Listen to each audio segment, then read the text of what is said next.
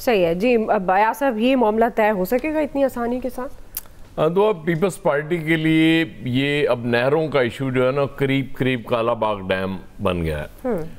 ظاہر ہے ہمارے ہاں اتنے سمجھدار اللہ کے فضل سے لوگ موجود ہوتے ہیں، ہمارے جو پالیسی میکرز ہیں وہ بس کہتے ہیں جی، وہ بیٹھے ہوتے ہیں اور کہتے ہیں جی یہ کام کرنا ہے جو سر حکم کریں سر، شام تک کر دیں سر، ہاں سر کر دیں، لو شام تک ہو جاتا کام. مطلب نہ ڈیلیبریشنز ہوتی ہیں بیٹھ کے، نہ اس پہ کو غور کرتے ہیں کہ اس کے کیا کانسیکوینسز ہو سکتے ہیں، ہم جو چیزیں کرنے جا رہے ہیں کوئی اگر اس پہ کوئی آواز اٹھائے گا اس کو ہم نے کیسے ٹیکل کرنا ہے. نو، اس کی وجہ یہ ہے نا کہ ہم یہ سمجھ لیا ہم نے کہ ہم 6-4 جو بڑے لوگ ہیں اس ملک کے، ہم جب بیٹھ کے کوئی فیصلہ کر لیتے ہیں تو پھر ایسی کی تیسی کوئی اس پہ اعتراض کر جائے، اور وہ اگر کرتا بھی ہے تو کرتا رہے، ہمیں فرق نہیں پڑتا. ہاں کچھ چیزوں پہ نہیں فرق پڑتا، نہیں پڑتا ہوگا، لیکن بعض چیزیں ایسی ہوتی ہیں کہ دیکھیں کالا باغ ڈیم متنازع ہوتا اتنا متنازع ہو گیا کہ وہ آپ کو آلموسٹ ختم کرنا پڑا. اب کا ہلکی سی کو نحیف سی آواز آ جائے کسی وقت تو آ جائے، ورنہ کالا باغ ڈیم اب کہاں ہے؟ ختم ہو گیا بالکل، وہ سرے سے موجود ہی نہیں ہے. اب اس کو بھی آپ وہیں لے کے جانا چاہ رہے ہیں. I don't know why، مطلب مجھے سمجھ نہیں آتی کہ اتنے سمجھدار کیوں ہیں میرے ملک کو چلانے والے لوگ. میں مطلب بعض دفعہ حیران ہوتا ہوں، رش کرتا ہوں ان کی سمجھداری پہ کہ آپ اس کو بھی تقریباً وہیں کالا باغ ڈیم کی جگہ پہ لے کے جا رہے ہیں اس ایشو کو. بھئی یہ سی سی آئی میں بہت پہلے جانا چاہیے تھا. یہ جو جس فورم پہ چیز پہلے جانی چاہیے اس پہ آپ بعد میں لے کے جا رہے ہیں. آپ نے جیسے عامر بتا رہے ہیں آپ کو کہ بجٹ بھی رکھ دیا پنجاب نے تو کہ جی ہمارا ہی ایشو ہے، باقی سندھ کا ایشو ہی نہیں ہے. لیکن جب سیاست کسی چیز پہ، ظاہر ہے کسی چیز پہ تو سیاست کرنی ہے، اور کچھ جماعتیں ایسی ہیں جن کے لیے اسپیشلی یہ جو قوم پرست یا قومیت پرست جماعتیں ہوتی ہیں، ان کو تو اسی طرح کے ایشوز تو چاہیے ہوتے ہیں. اب آپ نے ان کو جب موقع دے دیا، اب صدر مملکت کو کیوں اجلاس میں جوائنٹ سیشن میں یہ کہنا پڑا؟ اس کی وجہ یہ ہے کہ لوگ یہاں تک الزام لگاتے ہیں کہ بند کمروں میں بیٹھ کے تو زرداری صاحب اور بلاول صاحب دونوں کہتے ہیں کہ جی ہمیں اعتراض ہی کوئی نہیں ہے، اب بالکل یہ کریں. لیکن اوپنلی اب ظاہر ہے انہوں نے اپنی سیاست بھی بچانی ہے. اب سندھ میں جس لیول پہ احتجاج چلا گیا ہے، پیپلز پارٹی یہ افورڈ نہیں کرتی. ایک اور بہت بڑا المیہ ہو گیا ہوا ہماری ان بڑی 2 پولیٹیکل پارٹیز کے ساتھ. کبھی تو ان کو لگتا ہے کہ اب ہمیشہ فارم 47 ہی کام آنا ہے ہمیں ووٹرز کی ضرورت نہیں.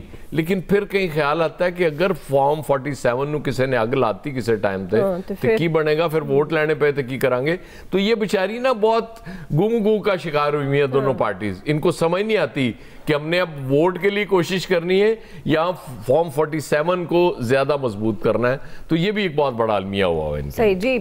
فیصل صاحب، ویسے ایک تو یہ بات سمجھ نہیں آتی پیپلز پارٹی کی، وہ کہتے ہیں کہ ہم حکومت کا حصہ نہیں ہے. میرے جیسے عام انسان کو کیسے سمجھ آئے گی؟ مطلب آپ اہم پوسٹوں پر موجود ہیں، اہم آپ کے پاس آپ پریزیڈنٹ جو ہے وہ پاکستان پیپلز پارٹی کے، سینٹ میں آپ موجود ہیں، قومی اسمبلی میں آپ موجود ہیں، پھر وہ کیسے کہہ سکتے ہیں؟ ان کو لگتا ہے کہ عام آدمی اس بات پہ یقین بھی کرے گا؟ اور جو بنیادی سوال یہ اب جو پانی کے مسئلے پہ پرائم منسٹر بلاول کی ملاقات ہوئی، تو آپ کو لگتا ہے کہ یہ اب پیپلز پارٹی کے تحفظات دور کر سکیں گے پرائم منسٹر صاحب؟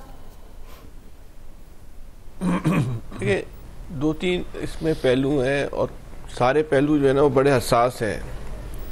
یہ مسئلہ اس وقت جو ہے، یہ سیاسی جماعتیں ہم ایک دوسرے پہ الزام لگا رہے ہیں کہ ان میں آپس میں اختلافات ہو رہے ہیں. ہمیں یہ بھی دیکھنا ہوگا نا کہ نون لیگ کے اپنے ہاتھ میں کیا کچھ ہے، کیا وہ یہ اس پہ کس حد تک اس کے پاس فیصلہ کرنے کی جو ہے نا وہ صلاحیت ہے.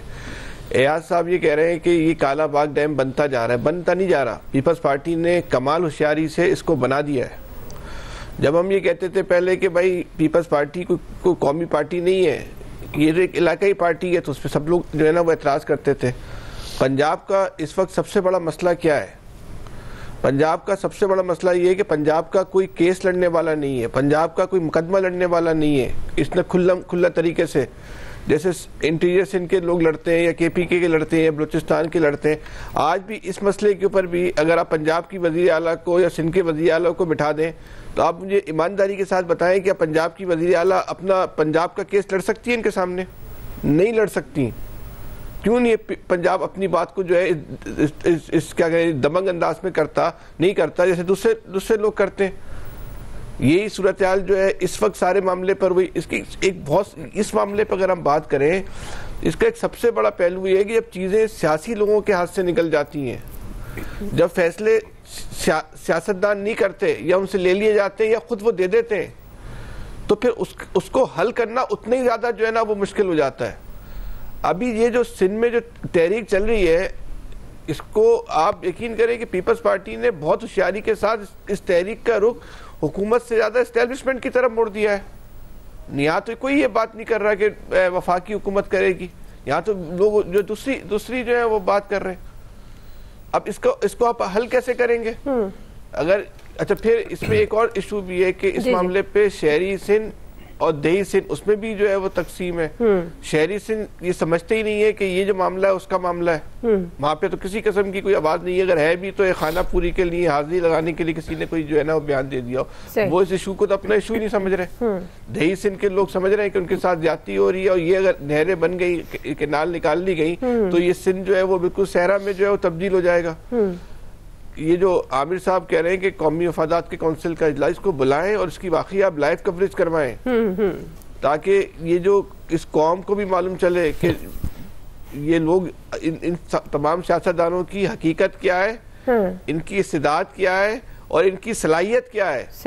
یہ قوم کا مقدمہ لڑ سکتے ہیں. لائیو کوریج سے مجھے پھر وہ قاضی صاحب یاد آ گئے. یار آپ مذاق اچھا کر لیتے ہیں فیصل. جی اجلاس کا ہونا چاہیے نا یہ معاملہ, اجلاس ہونا چاہیے, معاملہ ایسا ہو گیا ہے لائیو نہیں. اس میں یہ معاملہ جو ہے نا وہ نفرتیں پھیلانے کا سبب بن رہا ہے اس معاشرے کے اندر. ریاض صاحب کا مطلب یہ ہے کہ منجی بیڑی پھر ٹھکوانے کا پروگرام ہے. نہ کرو تاڑی مہربانی. جی فیصل, یہ جو ایشو ہے نا اس وقت اس ملک کے اندر, کیا نفرتیں کم ہیں ایک دوسرے کے خلاف, کہ ہم ڈھونڈ کر ایسے موضوعات لے کے آتے ہیں جو مزید جو ہے آپس میں نفرتوں کو پروان چڑھانے کا جو سبب بنتے ہیں, باعث بنتے ہیں. ٹھیک, یہ سلسلہ کب ختم ہوگا اور یہ کیسے ختم ہوگا؟ اس کا واحد راستہ یہ ہے کہ سیاستدان فیصلے کریں, سیاسی فیصلے کریں, آپس میں بیٹھ کے فیصلے کریں, اپنے اختیارات کسی کو نہ دیں, تو آپ اس ملک کے مسائل کو حل کر سکتے اگر آپ سیاسی بنیادوں میں چلائیں گے. لیکن اگر آپ نے یہ طے کر لیا کہ اگر آپ نے فارم 47 سے ہی جو ہے ایوانوں میں پہنچنا ہے تو ٹھیک ہے, ہم مستقبل میں اس طرح کے اور مسائل دیکھیں گے. صحیح. جی عامر صاحب کامنٹ کر لیں, پھر میں نوید صاحب کی طرف جاؤں گی. وہ کہہ رہے ہیں نا مسئلہ کیسے حل ہوگا, تو جنہوں نے پیدا کیا ہے وہ کہہ رہے ہیں 2028 تک ایسا ہی چلے گا. صحیح, یہ سب سے اچھا جواب. جی نوید صاحب. اچھا دعا دیکھیں, میرے خیال میں اس ملک کا, ہماری قوم کا اور ہماری سیاست کا یہ ایک المیہ ہے کہ ہم ہر ایک مسئلے کو سیاسی بنا دیتے ہیں. اس وقت اگر دیکھا جائے پاکستان کی اکانومی جو ہے وہ ایک ایگریرین اکانومی ہے, ہمارا زراعت پہ جو ہے ہمارا دار و مدار ہے, لیکن جو آپ کی فی ایکڑ پیداوار ہے وہ اگر آپ دیکھیں تو پچھلے 10 سالوں میں تقریباً 5% گری ہے. آئی ایم ایف کے مطابق آپ کا ایگریکلچر سیکٹر جو ہے وہ نان پروڈکٹیو ہے. ریزن کیا ہے؟ اب یہاں پہ ریزن اس کی یہ ہے کہ ہمارے پاس ایک تو وہی پرانے طریقوں سے کاشتکاری کی جاتی ہے, ٹیکنالوجی کو انکارپوریٹ نہیں کیا گیا, سائنٹیفک بنیادوں پہ جو ہے وہ کبھی بھی جو ہے وہ ایگریکلچر کو نہیں لیا گیا. تو آپ پورے خطے میں اگر دیکھیں تو فی ایکڑ جو آپ کی پیداوار ہے وہ باقی ممالک سے کم ہے. اچھا, ایسے میں ایک پروجیکٹ جو ہے وہ انٹروڈیوس کیا جا رہا ہے گرین پاکستان انیشیٹو کے نام سے, جس کو SIFC کے پلیٹ فارم سے لانچ اور ڈرائیو کیا جا رہا ہے, اور میرے خیال میں ان 28 پروجیکٹ میں شامل ہے جس میں جو کہ SIFC نے ابھی ریسنٹلی اپروو کیے ہیں. اچھا, اب گرین پاکستان انیشیٹو میں جو ہے وہ جو کارپوریٹ فارمنگ جو ہے اس کو انٹروڈیوس کروانا, یہ اس وقت کی ضرورت ہے. سارے دنیا میں آپ دیکھیں, ساری دنیا میں